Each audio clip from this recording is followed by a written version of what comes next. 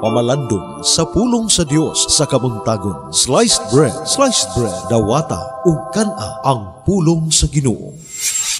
May buntag kanyang tanan ang kalinaw o ang grasya sa Ginoo unta manaa kaninyo ilabay na nining sa iyong kabuntagon o sa tibok adlaw.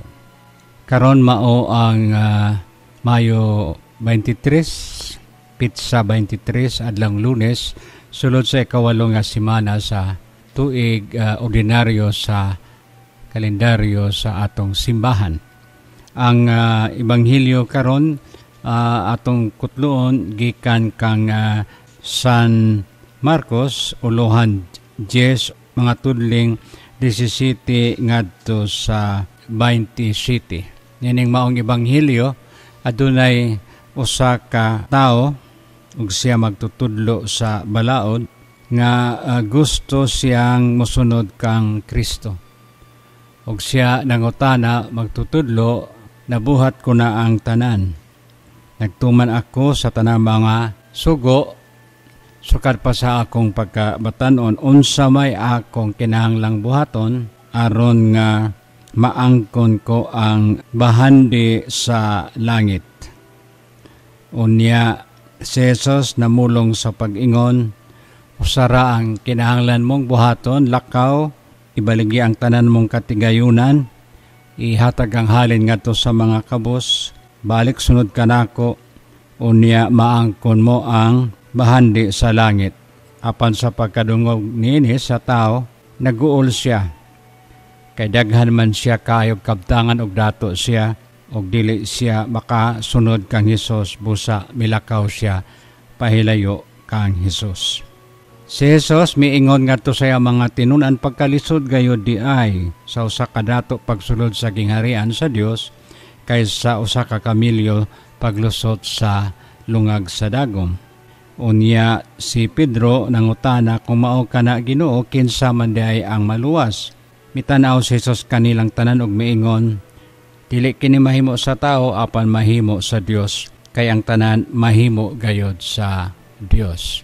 Si Jesus nagatawag sa usag-usa kanato o gitawag kita niya sa pagsunod kaniya, pagpakighigala kaniya o usab makigambit sa iyang misyon.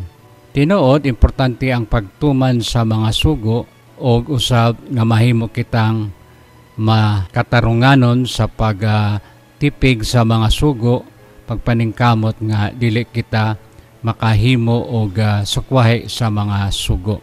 Apan si Jesus mihatag pa og labaw nga panginahanglanon sa iyang pag-ingon, kung gusto kang mosunod kanako og mahimong hingpit, biyai ang tanan, lakaw, ibaligya ang mga butang nga nakapugong kanimo sa pagsunod kanako og maangkon mo ang kinabuhing dayon. Dinhi ang tensyon magsugod sa atong motibasyon gayod sa pagsunod sa Ginoo. Nagtipig ba lamang kita sa mga balaod ug moingon kita nga angay ug matarong gayod kay matinumanon kita sa balaod? O unsa ang labing importante, ang paghigugma ba gayod kang Hesus ug pagsunod kaniya ug labi na andam gayod sa pagsakripisyo tungod og alang sa atong gugma kaniya aron nga masinati og maangkon nato ang kinabuhing tunhay. Ug si Jesus nagahagit kanato nga unta kita mopadayon og atong talikdan ang tanan, paambit ang atong kaugalingon ilabi na nga sa nagkinahanglan tungod og alang sa atong dakong gugma kaniya. Kana lisod buhaton sa tao apan grasya ang atong kinahanglan gikan sa Dios. Kaysa pagkatinuod matod pa kung ang atong kasing-kasing puno sa mga butang ug mga kabtangan nga nagapugong kanato sa tinuod nga kinabuhi, daw sama kita sa dato nga giingon ni Jesus, lisod gayod sa pagsulod sa gingharian kaysa kamilyo sa paglusot sa lungag sa dagom. Daghang salamat sa inyong pagpaminaw ug maayong buntag kaninyong tanan. Dios manalangin kaninyo. Sliced bread, dawata ug kana ang pulong sa Ginoo.